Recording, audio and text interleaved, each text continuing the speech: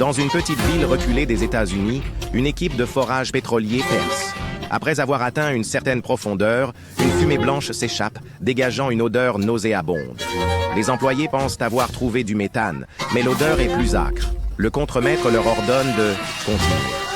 Soudain, un cri animal retentit du sous-sol. Craignant de tuer des animaux, l'équipe arrête le travail et retire la foreuse. Les chercheurs découvrent des morceaux de chair sur la tête de la foreuse et prélèvent des échantillons. Un excavateur commence à creuser jusqu'à ce qu'un corps soit découvert, arrêtant immédiatement les travaux. Les curieux s'approchent et soudain, le corps se met à bouger, ressuscitant miraculeusement. Une main tendue appelle dans une langue incompréhensible. Les gens décident de sauver l'homme. Après lui avoir donné un verre d'eau, il commence à parler abondamment. Ne comprenant pas sa langue, une vieille dame s'agite, mais un professeur à lunettes la calme. Soudain, une tentacule noire sort du nez de l'homme, mais se rétracte rapidement, laissant les autres penser que c'était juste du mucus. Le professeur insiste pour prélever du sang et comprendre ses paroles, tandis que d'autres voient une tentacule sortir de son oreille. Ils avertissent John de garder ses distances, mais il pense que les autres méprisent l'homme. Après avoir prélevé un échantillon de sérum, John s'éloigne rapidement en attendant les résultats. Le personnel prépare un sandwich pour l'homme. John, ignorant, joue avec un couteau en apportant le repas. Après une bouchée, l'homme mime un geste suicidaire, réalisant que son temps est compté. Il tente de se poignarder, mais sa main s'arrête, semblant lutter contre son cerveau. Soudain, des créatures rampantes sortent de ses yeux et de sa bouche, révélant son état anormal. Un témoin réagit rapidement en étranglant l'homme, mais il libère une force incroyable sous le contrôle des créatures. L'homme retourne l'étranglement, plaquant son agresseur au sol. Alors qu'il lutte, des créatures répugnantes émergent lentement de ses yeux et de sa bouche, se transformant en un long tentacule qui s'insère dans la bouche de son agresseur. Celui-ci, terrifié, tente de repousser les créatures, mais il est trop tard. Satisfait de l'invasion, il informe ses compagnons de l'incident. Ils sont stupéfaits de voir un homme vivant devenir un cadavre en pleurs. John nie tout contact avec l'homme pour cacher la vérité. Après être rentré dans sa chambre, John se regarde dans le miroir sans rien remarquer d'anormal. Son colocataire ne comprend pas son comportement étrange. John hésite, puis avoue qu'un monstre est en lui. Le professeur à lunettes obtient les résultats des tests, confirmant que l'homme est humain. Cependant, une biopsie révèle qu'il est un eucaryote, semblable à une algue, capable de vivre dans un organisme. Le professeur et son assistante concluent que la membrane autour du corps est similaire à celle d'un œuf. Yuhan raconte sa peur à son colocataire qui pense qu'il exagère. Il se défie au bras de fer et Yuan perd, subissant des moqueries. En colère, il se bat avec son colocataire, mais est maîtrisé. Humilié, il voit un tentacule sortir de son pantalon et s'enrouler autour des jambes de son colocataire. Le professeur et son assistante concluent que la créature mystérieuse évolue dans le corps humain, cherchant un nouvel hôte lorsque l'ancien n'est plus viable.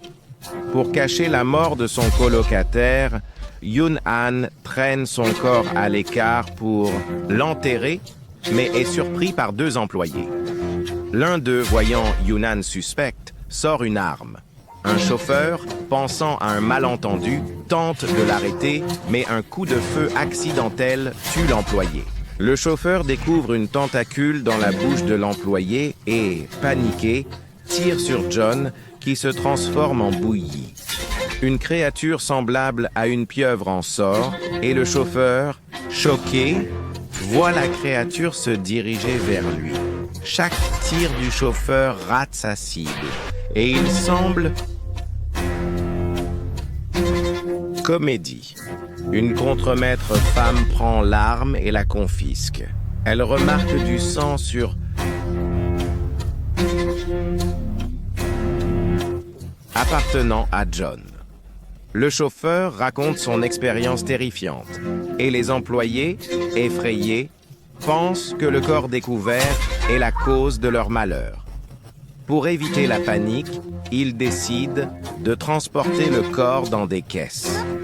Le chauffeur, attiré par une force, s'approche de Ted, mais une assistante l'arrête, concluant que la créature n'est pas intéressée par les femmes. Ted, confus, discute avec le contremaître de la situation. Il décide de garder le secret pour éviter la panique. Les employés, incertains de l'infection, mettent la pression sur le contremaître pour qu'il informe les autorités. Pendant ce temps, l'assistante observe des fragments de John au microscope, découvrant que la créature est en pleine évolution. Elle pense que la créature utilise John pour se reproduire et que ses descendants sont maintenant en danger. Enthousiasmée, elle considère cela comme une découverte scientifique majeure. Elle pense que Danji devrait élever la créature, mais l'assistante n'est pas d'accord, craignant que la créature ne nuise à Danji. Le contremaître n'a pas le temps de les réconcilier. 1 heure plus tard, les employés reviennent pour des nouvelles. Le contremaître leur dit d'aller chercher de l'aide, mais il prévoit de tuer Danji dans la forêt. Armés, ils l'escortent hors du bâtiment, prêts à commettre leur premier meurtre, effrayés par l'inconnu. Ne pouvant se résoudre à tirer, il demanda à Danko de se tourner vers l'arbre non loin. Le tir de l'arme trancha le corps de Danko comme une tomate, explosant instantanément. Une créature avec plusieurs tentacules s'échappa rapidement. Les autres commencèrent à chercher la créature. Hier, un compagnon s'était allongé au sol, feignant d'être possédé, mais cela tourna mal. La créature le repéra rapidement et pénétra son corps à une vitesse fulgurante. Son compagnon n'eut d'autre choix que de tirer. Quand les autres arrivèrent, ils virent l'homme pointer l'arme sur lui-même. Après son suicide, la créature recommença. Les 3 restants se mirent à poursuivre. Malheureusement, l'un d'eux fut frappé par la créature. Une collègue arriva et résolut rapidement la situation. Tous les tentacules sortirent d'un tas de chair et pénétrèrent rapidement dans le pantalon de la femme. Après avoir cherché un moment, la créature décida finalement de quitter ce corps. La femme tira rapidement, mais le corps de l'adversaire, étrangement agile, le dernier collègue arriva, croyant que la femme était possédée, et tira sans hésitation. Ce n'est qu'après avoir réalisé qu'elle n'était pas morte qu'il comprit son erreur. Mais il était trop tard. En cherchant, il ne trouva qu'un employé restant. Celui-ci préféra se noyer plutôt que de nourrir la créature. Après avoir vu l'employé se noyer lentement, la créature explosa à nouveau de l'intérieur de son corps.